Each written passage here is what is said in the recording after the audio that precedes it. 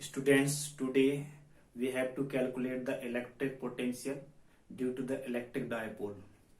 So this is the electric dipole. This is the diagram of electric dipole.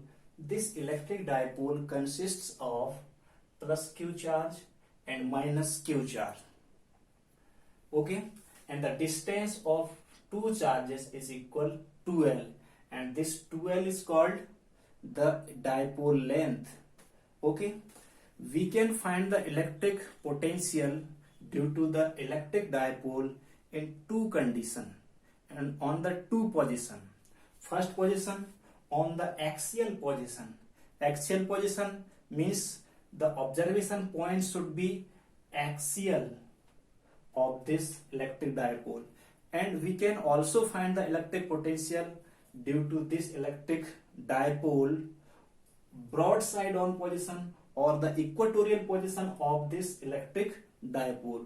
So first of all, we have to find the electric potential due to electric dipole on axial position or longitudinal position.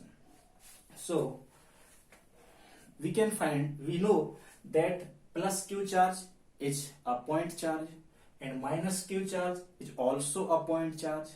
So we have to find the electric potential at that point due to this point charge, and this will be equal to V1, and it is equal to 4 pi epsilon naught plus Q upon distance BP. Distance of P from B is BP, or V1 equal 1 upon 4 pi epsilon naught. You know, BP equal the distance of this point P from the origin point or the midpoint of the dipole is R, and this dipole is L.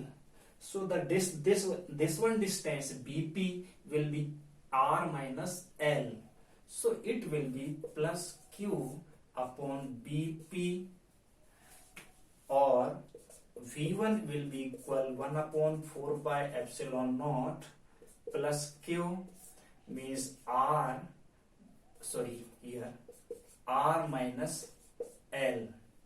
Okay, this is the value of electric dipole due to plus Q charge.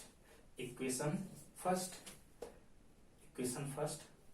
Now the electric potential at point P due to minus Q charge will be V2 equal 1 upon 4 pi epsilon naught minus Q upon R. Listen, the distance of distance of P from A is equal R plus L, or AP. So here AP, and then V2 equal 1 upon 4 pi epsilon naught Q upon R plus L. This one equation second. Okay, now the total or the resultant electric potential at that point due to this electric dipole will be the algebraic sum of the V1 and V2. Why algebraic sum? Because V means potential. Potential is the scalar quantity. So V1 will also be scalar quantity and V2 will also be scalar quantity.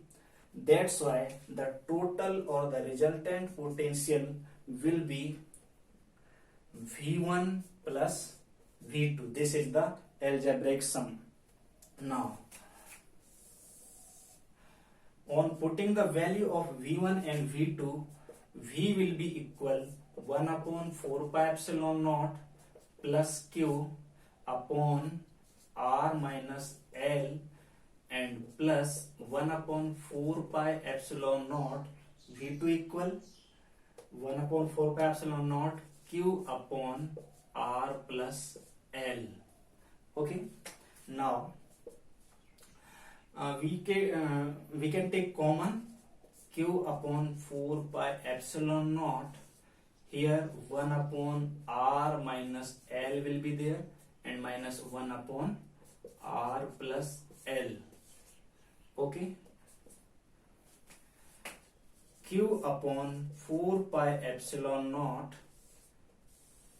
The LCM of R minus L and R plus L will be R minus L, R plus L. Okay. And the cross multiplication of 1 and R plus L will be R plus L.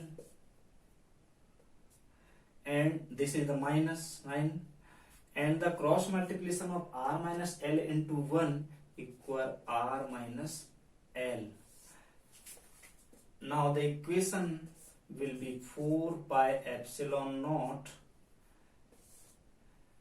R plus L minus plus minus R minus minus plus L, and the denominator R square minus L square. Okay, since A minus B into A plus B equal A square minus B square.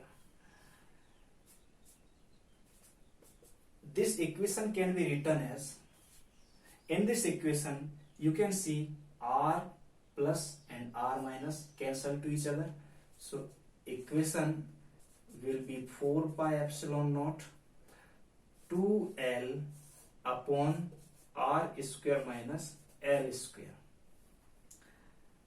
But Q into 2L equal P. Therefore, V will be Q upon 4 pi epsilon naught Q naught. Q will not be there, 1, and P upon R square minus L square, where P is equal to Q into 2R. On putting the value of Q into 2R, equation will be this. Now this is the equation of potential at this point due to this electric dipole. Now if L is very less than R, then L can be neglected, so the potential will be 1 upon 4 pi epsilon naught P upon R square. This is the total or resultant potential at point P due to this electric dipole. Okay, thank you.